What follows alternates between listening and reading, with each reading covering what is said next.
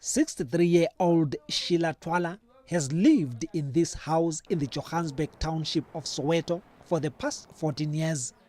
With no source of income, she is dependent on the government-subsidized electricity.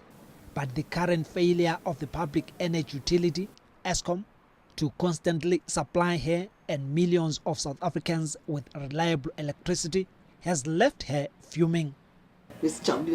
We were very happy when we voted for our black government. We were sure that since it's now a black government in power, we will not suffer anymore because the apartheid government oppressed us. But now it's a pity because our black government is making us suffer. Sometimes she goes for days, at times a full week without electricity.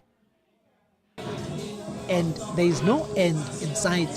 Eskom, the government-owned monopoly, has admitted it has failed for more than a decade to invest, maintain, and deliver new power plants on time. It says load shedding will continue until 2017 to prevent the entire energy grid from collapsing. Those who can afford it resort to using generators, gas cookers, and even solar power during blackouts. But for the millions like Twala, there is no choice. The constant power cuts have rendered her electric stove useless. Her refrigerator has become a food spoiler, and her washing machine sits idly. She now has to use a smelly and unsafe paraffin stove for cooking. When she has no money for paraffin, Twala picks firewood in the bush to cook, but says that is last resort. This is extreme torture.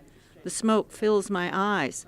The fire is too hot, but I still must cook. I cannot even express the suffering that we go through in winter.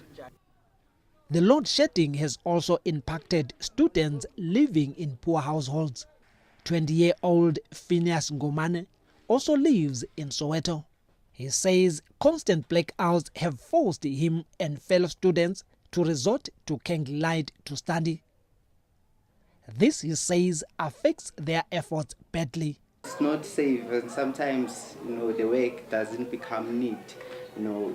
Our marks become subtracted for neatness, so it becomes very difficult, and even the liquid that comes out of a candle spilled into our books. Like Twala, Phineas is also pleading with Eskom to switch the lights on and keep them on.